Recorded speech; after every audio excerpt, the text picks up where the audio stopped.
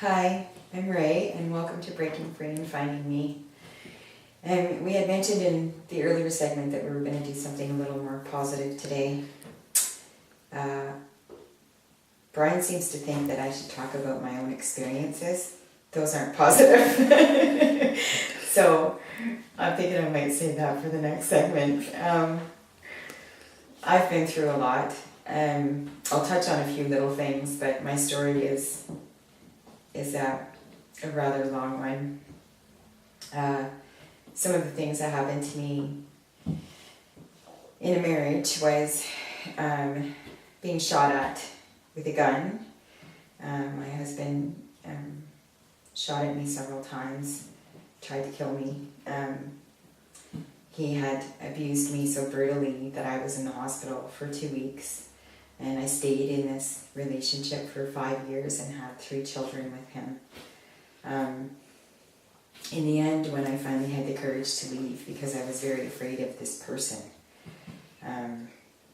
terrified, he used to say to me all the time that if I turned him in for the abuse, that he would hunt me down and kill me, or if I left him because of him abusing me, that he would find me and hunt me down and kill me, and I believed him.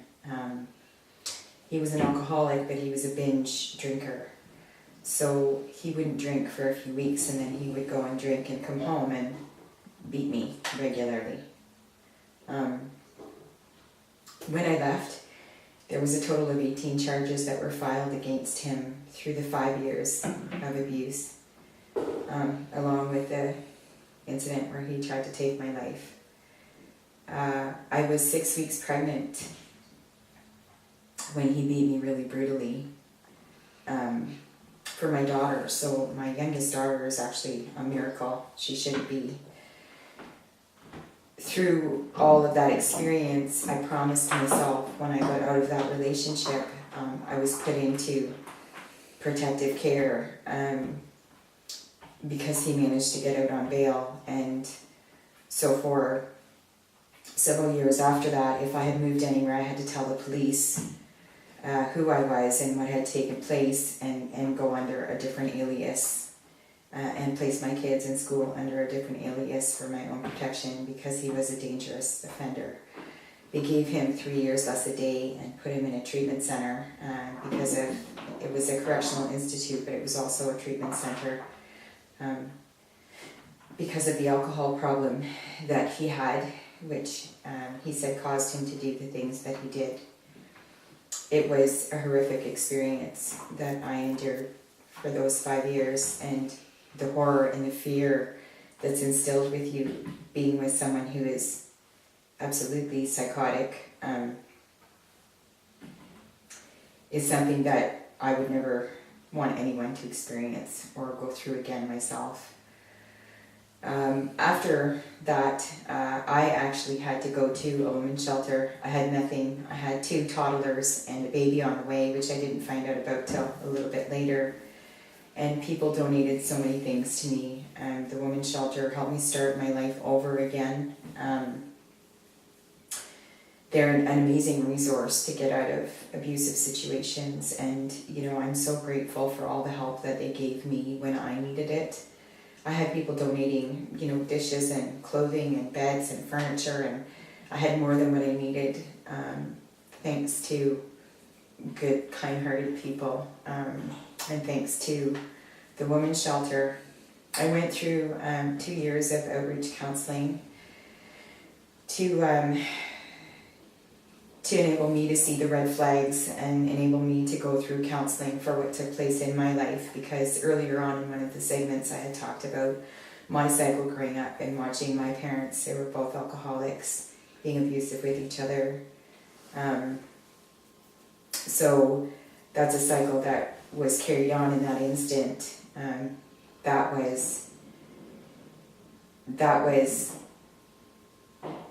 the one relationship that I had that was extremely physically abusive. After that, I never was physically abused again. I wouldn't allow it to happen, and the counseling really helped me as well to look for all of the red flags. But physical abuse isn't sometimes as bad as emotional abuse, And I mean, physical abuse, the scars go away. As bad as it sounds, sometimes emotional and psychological abuse can be so much worse, because the scars that they leave are in your heart and in your mind for life. So yeah, I went through one of those too. No more physical abuse, but I went through a very emotionally abusive relationship that I guess didn't start out that way. This person that I was with had gone through similar life experiences as me with his family growing up. So, of course, you know, my heart went out to this person, and I felt very bad for him with the, neglect and the abuse that he watched. The abuse that he watched wasn't physical abuse between his parents, but it was definitely emotional abuse that he watched his mother go through. And the neglect came from the father figure in his life. And when I first met this person, I knew what had happened. You know, we had talked about this life experience, and he had a really big issue with commitment and trusting anybody, had a hole in his soul, had been an addict and an alcoholic, but was clean for a few years when I first met him. So I thought, well, you know, you never know. Addicts and alcoholics can have all different faces. They can be lawyers and doctors and predominant people in the community, and you wouldn't know to look at that person, all the issues that they have, and they portray themselves as being other people in front of other people. Nobody really knows that person or the issues that they have when you first meet them. So I guess I made it my goal to, knowing what I had gone through and how much hurt was inflicted on me throughout my life because of my cycles that I went through as a child, I really wanted to show this person unconditional love. Show him that I would never hurt him, that I would always be there for him, that I would do anything to help him. Nobody had ever showed him that, and so I wanted to be that person. I overlooked a lot of things in the first part of our relationship, red flags, disrespect for me, pretty much all women in general. Overlooked all of those things because I desperately just wanted to show this person that, there was still good people out there who would love him unconditionally and help him instead of hurting him and rejecting him. I set myself up for failure there by overlooking all of the red flags that were initially there. The multiple addictions, the alcoholism, there were other addictions that he had as well. The issues that he still carried that were evident in his life with the way that he was as a person from the abuse that he had gone through. Definitely the hole in the soul was there, which was the self-medication and the switching from addiction to addiction with him. Because he hadn't used, I thought, well, he hasn't used in so long, maybe he's okay now, and never think that. Once an addict and an alcoholic, always an addict and an alcoholic. Just because they're not using, it's a daily struggle for those people to maintain their sobriety. They're not good with stress. They don't know how to handle conflict. There's no resolution. They run. They're, addicts and alcoholics are famous for running from a problem instead of staying and dealing with it. They're very selfish people by nature. A lot of them will say that they have to be because of their addiction to stay sober.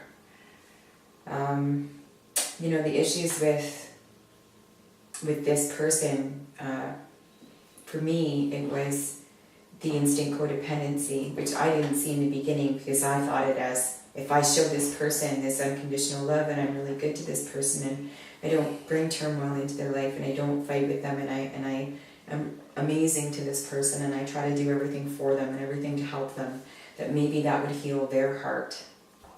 Wrong. It was really naive for me to think that. And I wish that would have happened, but it didn't. The cycles that this person was so used to still continue, and this person overlooks everything that took place in their life as a child and tries to maintain a relationship with the person who's responsible for this. And as long as that keeps happening, and he doesn't go and get psychological treatment for the past abuse and neglect, this person will never change. It's very sad, but it's true. This person is not capable of having a healthy, functional relationship.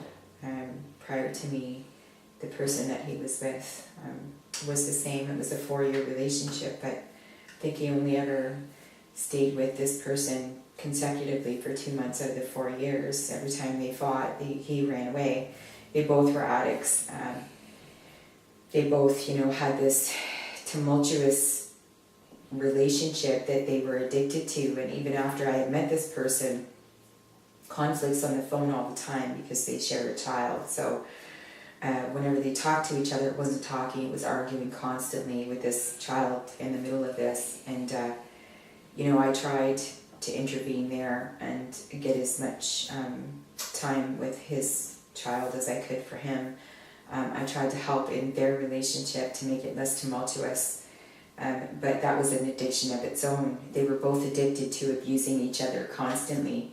So I walked into all this turmoil on top of the addictions, on top of everything else. And, I'm not someone who judges anybody for their past. It's not for me to judge anyone, but it's definitely a big undertaking when you walk into a relationship with so many issues and so much baggage and so many different cycles going on around you that you can identify as being abusive. This person was patterned. It was ironic because if there was no turmoil in his life for, say, a week, he would go out of his way to create the turmoil by saying something to his ex to cause the turmoil that wasn't there. So this person had a patterned, sort of set pattern cycle of creating turmoil when there was none, because that's all that he was used to and that's all that he knows. Disrespect for women, none whatsoever. I don't think because he wants to. I know that this person, and this is what I saw in this person, was everybody has a really good part of them, but it becomes so damaged with what they go through in their life and with what they grow up with the dysfunctional pattern behavior that's always there. So this relationship was a very hard one for me. I think it was harder than the physical abuse because I had given so much of myself to try to help this person that I actually lost me in them. In the end, I was losing weight. I was depressed all the time, lots of anxiety. I couldn't handle all of the issues.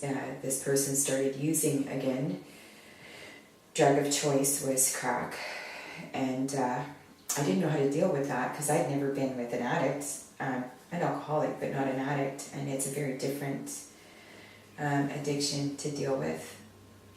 So between the turmoil with what was going on with his cycles with his ex, and then the addiction on top of that, plus the issues, plus the disrespect because he doesn't really know how to treat women, all of it was a setup for me to fail. I mean, there's no way that I could have done anything to fix that relationship because it was dysfunctional, because his patterns were set and were dysfunctional, and me becoming codependent was dysfunctional as well. So I set myself up for heartbreak with that one. I went in with good intentions and really loving this person in spite of everything.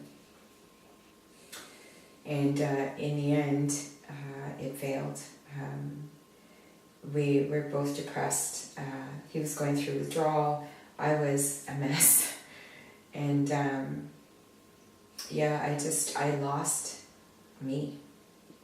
I didn't want to go out anywhere. I worked, of course, through the week, and then on the weekends we would go mostly to his family's or to wherever.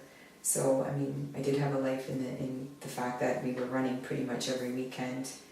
But my own life with my own friends wasn't there. I stopped doing anything for myself and focused solely on all of those issues and trying to heal and help him. And in doing that, I lost me. In the end, when this person he left me. This was in 2 months of sobriety after using.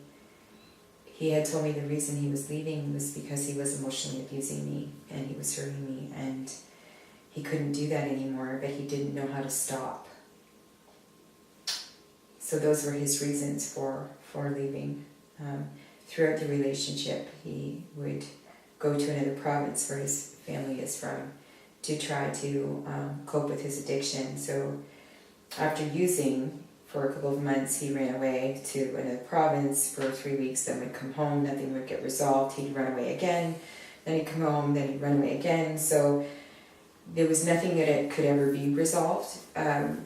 We had talked about the issues, and he didn't know why he started using again. He didn't know why, he was addicted in the first place or why he had the addictions. There was moments of clarity where he would understand that it was maybe something from the past that caused this all to happen. But getting help for those things, he chose not to do. Up to this point, I'm not sure. But the situation was very sad because, alcohol and drugs take away so many incredible people. They just lose themselves to their addictions. Family members, children, relationships. They throw away and reject people that really love them because deep inside themselves they don't think that they're deserving of those people in their lives. And the more you do for an addict, the more they resent you because they feel so guilty about putting you through what they're putting you through that they can't handle that guilt. So they become resentful towards you doing anything for them that helps them. I know that doesn't make sense, but it's true. So those were my two major experiences, aside from growing up in the crazy home I grew up in. But for me, going through for the physical abuse part of it, and emotional abuse too, going through the outreach counseling through the shelter was really good. It really helped me because that counseling is specific to growing up in an abusive environment and stopping the cycle from happening. Another really good thing that I did for myself was going to Al-Anon. The support there is just incredible. They get to the root of the problem and try to bring you through as to, why you want to fix people, why you put yourself in situations maybe where you're with an addict or an alcoholic, or if you're living with one, they help you cope with being in that situation. Hindsight, looking back, on the one relationship with the emotional abuse, I should have left in the beginning. The warning signs were all there. I just never took them. Now I know that. Too little, too late. But you always learn a lesson from what you're in. And going through those relationships has brought me to where I am now.